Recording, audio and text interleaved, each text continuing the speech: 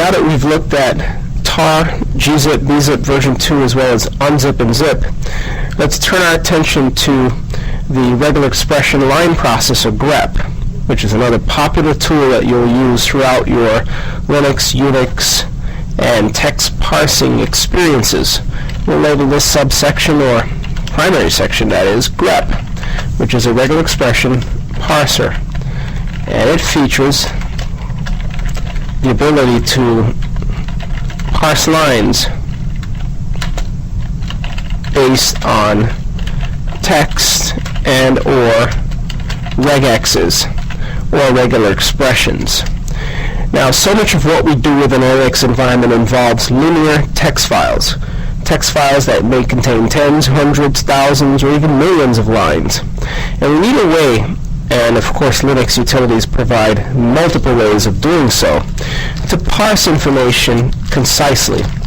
So for example, you may be searching a document for only the keyword Linux, or let's say Red Hat, or you may be searching a log file for only entries logged by your VSFTPD server, or from the auth syslog facility. All of that can be easily handled by utilities such as Grep. Grep functions in that sense as a post processor. So indeed, it is a post processor in that you can allow or leave your programs on Linux to log the way they typically do, which is in a linear fashion, and then post-process those text files using Grep, all without impacting the linear logging process. So with that said, let's move forward. Grep searches text files for matches based on what you specify on the command line, and a simple usage is as follows. Grep, and let's say there's a text file with Linux, the keyword in it, between single or double quotes. Search for what you're interested in, such as Linux, from the name of the file. Now we're going to go ahead and create a text file. We'll call it grep1.txt, and we'll do so in our test RH5 directory and populate it with entries that are worth grepping. So let's click on New for a buffer. The first line will be Linux, the second one CBT, let's make it capitalize. Third one will be training, and the last line will be Grep itself. Simple document will save beneath the test RH5 subdirectory, and we'll call it grep1.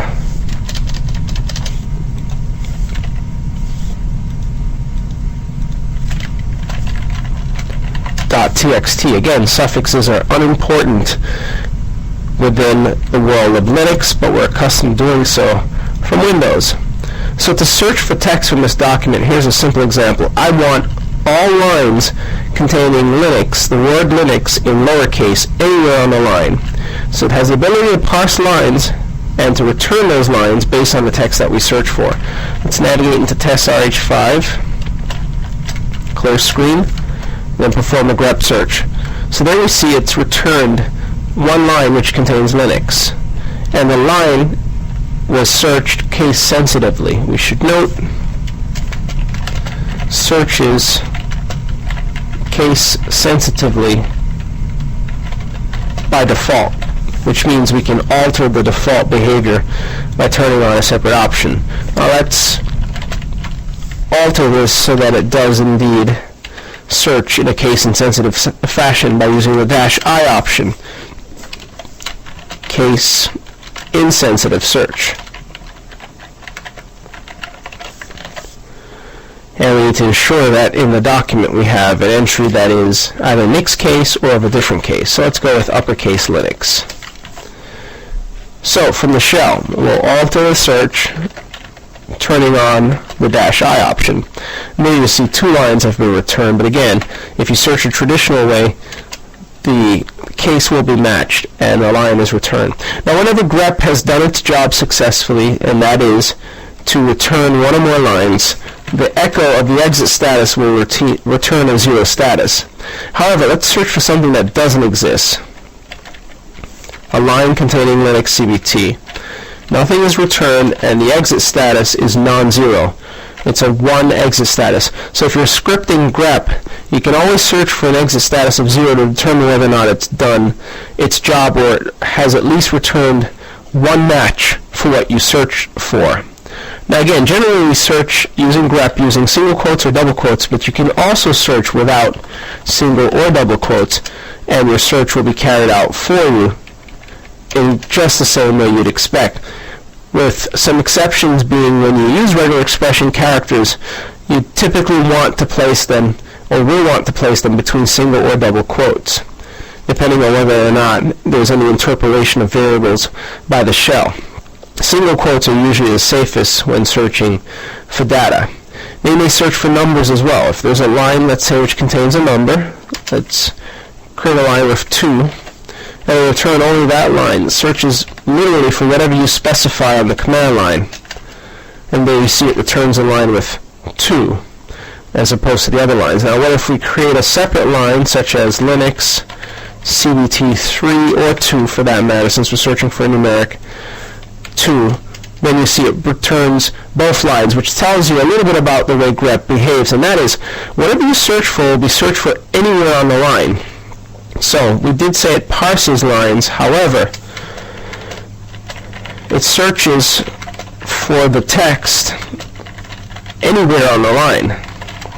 So if your search string matches at the beginning or in the middle or towards the end of the line, grep will find it, and as a consequence it will return the entire line. Unlike other tools like awk or sed, grep will not return distinct columns of a line or distinct fields of a line using delimiters. It returns fully the entire line. If you need further parsing, then you want to stay tuned when we look into the awk utility to extract delimited fields based on a default of space. So again, the entire line is returned.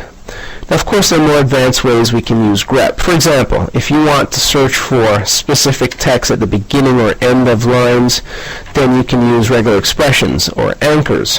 For example, suppose we wanted to search lines that begin with the keyword Linux, meaning unless the line begins with Linux, don't return it. So we'll search grep1.text, and now we need to take a look at that data set to see what will be returned. If it's a case-sensitive search, which is the default, this line will be returned because it begins with Linux. If it's case-insensitive, then these 3 lines will be returned because the characters LINUX will match up. Let's take a look at that to see how it'll work momentarily. And again, this anchor, let's just note that, uses the caret symbol, or the circumflex as it's known as, anchor to anchor searches at the beginning of lines.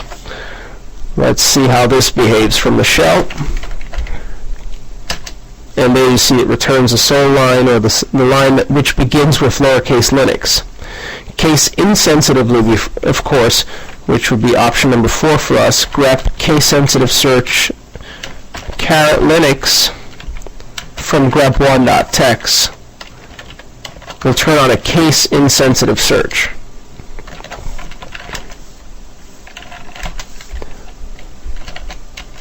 And there you see it returns lines Linux, Linux, Linux CBT.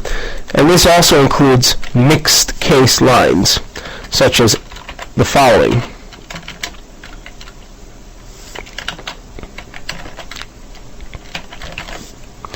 Let's give this a try. Because it's case insensitive, the entire line is returned and not just the keywords for which we performed the search. Now how about if Linux exists somewhere else on the line, such as CBT followed by Linux? Based on what we've just mentioned, and that is that we're using an anchor which searches for the string at the beginning of a line, the final entry, or the final line which begins with CBT followed by a space followed by Linux, will not be returned. And there you see it's not, because it must begin the line, which leads us to the next anchor. Let's scroll down and just copy number 4, making a slight change. And that is, if you want to search for a string at the end of the line, we've got another anchor. That's a $sign anchor. This uses the $ anchor to anchor searches at the end of lines. Let's give this a try. This means if Linux terminates the line, regardless of case, then the entire line will be returned. And there you see in the case of, or the cases of, Linux being the sole entry on the line, as well as Linux terminating the line which began with CBT, then those lines are returned. So we see, for example, the first line Linux, second line Linux. We've skipped the entries containing CBT. However, although they seem as if they should match, they will not, because they don't end the line, and that's what the $ anchor is used for, to identify those entries which actually end the line. So you've got anchors. Now, anchors are regular expression characters. They're meta characters. You should just note that. Anchors are regex characters. They're also known as meta characters. They're used to match at the beginning and end of lines. And you'll use them quite often when searching any of your text files on your Linux system for specific pieces of information. Again, the nature of Linux programs is to log linearly, and the way you search through linear documents is to use tools like Grep in conjunction with tools like awk and sed by using pipes. Now, there are many other meta characters, of course, such as the period, the asterisk, as well as a question mark. There are also character classes which allow you to search for specific characters and ranges of characters. Let's take a look at that. For example, we know we have lines that have numbers in them. So supposing we want to search for lines containing just numbers, but we don't know what numbers exist. For example, let's add some more numbers. 3, 4, the number or the name for 5, for the number 5, and the actual number 6. So now we want to use, let's say, a character class. Grep, and in between single or double quotes will indicate that we're looking for a range, 0 through 9. You can be more specific. If you know the numbers are, for example, between 5 and 9, then indicate as such. But for our intents and purposes, we'll search for at least per line 0 through 9 from grep1.txt. And let's just give this a try from the shell to see which lines are returned. And there you see lines containing at least one number are returned. So this searches or returns lines containing at least one number. And we can confirm the output by comparing it to the items in the document. All of the lines containing numbers are returned. None have been omitted. However, all of the items not containing numbers are not returned. Now let's say we intersperse between training the number 1. We'll kind of bury it. Let's see if Grep can pick up on that and return the whole line for training. And of course it does. The first line it encounters, which matches the search, in this case training, which has a 1 embedded, is returned. Regardless of where the actual match is made on the line, Grep will be forced or is programmed to return the full line. Now, character classes can also be used in other ways. What if you want to search for lines that contain any number of text items, such as Grep the following, and instead of 0 through 9, which will search for numeric characters, A through Z. Any number of A through Z characters. Well, first let's begin with A through Z so that you see how this returns. And we'll return to the shell. Control-Shift-V. Now you see it returns lines containing A through Z, even if they include numbers. Lines that only include numbers are not returned. But what if we wanted lines containing any number of alpha or A through Z characters? In this case, also notice that mixed characters have been returned, upper, lowercase characters in that A through Z search. You can tack on a wildcard which is a meta character such as $*. $* will continue the search for any characters, or star against a given range such as 0 or more A through Z characters, or question mark 1 or more A through Z characters will allow you to search for those types of characters across the board. Now this is just some basic usages of grep. Some common usages also include using grep in conjunction with RPM. For example, your Red Hat system contains hundreds of applications. Even a default, a vanilla installation will contain somewhere on the order of 400 plus RPM packages.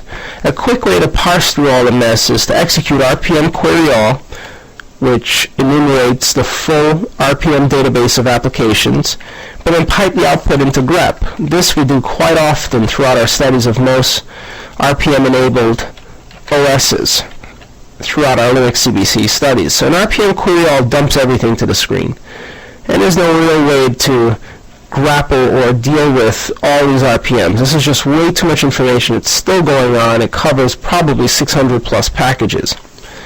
Well, one way to parse for something that's of interest is to combine your search with grep using pipes. RPM query all pipe grep, and then search for something that's of interest. Supposing we wanted to see, for example, the package containing grep itself.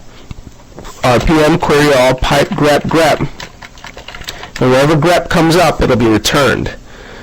There we see that the grep program is more than likely a member of the grep package, grep-version 2.5, so on and so forth. So an RPM pipe grep searches the package database for programs named grep star, if you will. Grep followed by anything else. And you can do so for pretty much any program you have on your system. Supposing you wanted to know about the xorg packages that are on your system.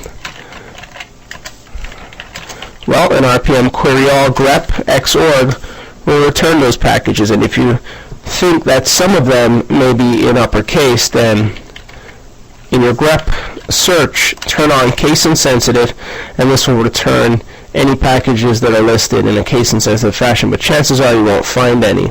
If you want to know how many xorg packages exist, after you've searched for xorg, pipe the output into the word count program using wc-l, which will return the number of packages that have xorg in it, which tells us 86.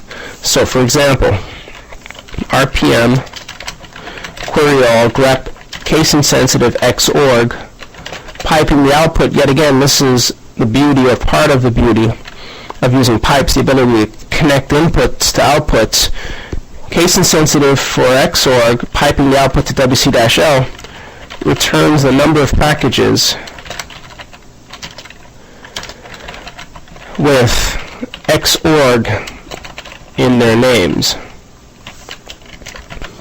So that gives you a good way, or a good example of using grep on a prod system. Now, how about some production data, some logging information? Well, it's always a good idea whenever you interrogate logs to connect to the log directory as the root user, because many of the files you cannot interact with, such as some of those that you see here, like the messages file. The messages file is an all-purpose file that most programs will log to, and certainly programs that don't have distinct files will log to. So you can't look at this file as a user Linux CBT or any other non-privileged user. If we use less to interrogate it, it doesn't work. So let's SU in. Now we're able to use less as a root user to take a look at the file, but this file is littered with all sorts of information. It's nicely formatted, so it includes timestamp information to the left, followed by the name of the host, where the message came from, which for most cases will be the local system, followed by the daemon that generated the message, followed by a message. Supposing we wanted to see all of the SSHD related messages, meaning anything related to the secure shell daemon, which may include people who have connected, any keys that have been generated, connections that have been terminated, so on and so forth. So establishments, terminations, so on and so forth. Well, again, this is grep to our rescue. It's very simple usage, but it really works, and I use it all the time. So you could grep SSHD, as we know that's how it's represented in the file as SSHD. That's how the daemon shows up, so no need for a case-insensitive search unless you think there may be entries that require mix or uppercase. But otherwise, you can trust that most if not all entries are represented with lowercase SSHD. So grep of SSHD from messages will do that trick. It will return all entries from the beginning of the file to the end of the file. Again, as we've mentioned, most Linux log files, Red Hat's no exclusion, stores documents or stores entries in these documents, in these text files, log files, in a linear fashion, from the beginning of time to the end of time, if you will, or from the last time the log file was rotated to the current time. So with that said, let's clear screen. And now we'll grep only SSHD messages from the document. And there we see entries from January 8th. And rather than counting each of the lines, if we pipe the output to WC-L, it tells us there are 4 entries between the period of January 8th and January 12th, because we've grepped the current messages file. And we haven't discussed logging. However, entries within varlog messages that don't have a suffix tend to be the active file. So messages.1, for example, represents a rotated version of, or the most recently rotated version of the messages file, whereas messages, plain old messages, represents the current messages file. So in our current file, which has data in it apparently from the 8th onward to the 12th, we see that there are only 4 entries for SSH, but grep is able to extract that information for us and make it visible so that we can cut through all the mess. Again, the messages file contains myriad data for myriad services, ranging from SSH to audit to syslog for general messages to gconfd. You know that you're likely to find it in this document, and grep helps you to parse through that mess. But again, be warned that, or be forewarned, that grep will return the entire line as represented in the document, which includes the full timestamp in this case, the host, the daemon, plus the process ID of the daemon that was connected or running at that time, plus the full message from the daemon. In this case, it thinks, or it thought, it was a possible break-in attempt from the connecting user, and grep has returned that information to us. Now again, we mentioned grep supports meta characters, character classes such as 0 through 9, A through Z, case sensitivity using -I, and mentioned the meta characters asterisk, question mark, and dot to represent the number of times a specific search should be performed, so on and so forth. Those are some of the ways you can perform your search. It also has an inverted search, which means search for everything other than what's specified. So if you wanted to see from the log file everything but SSH messages, for example, and by the way, no need to memorize all this stuff. Grep -- help will return the options that are important to you, and in particular, the V option is the key option that we're interested in. That's the lowercase v, because uppercase v is for version, or long format version. This is an invert match. So what this means is as follows. If we wanted to extract all but SSHD messages from the messages file, then simply include the lowercase v option. This performs an inverted search, which in this case means all but SSHD documents or the SSHD entries in this document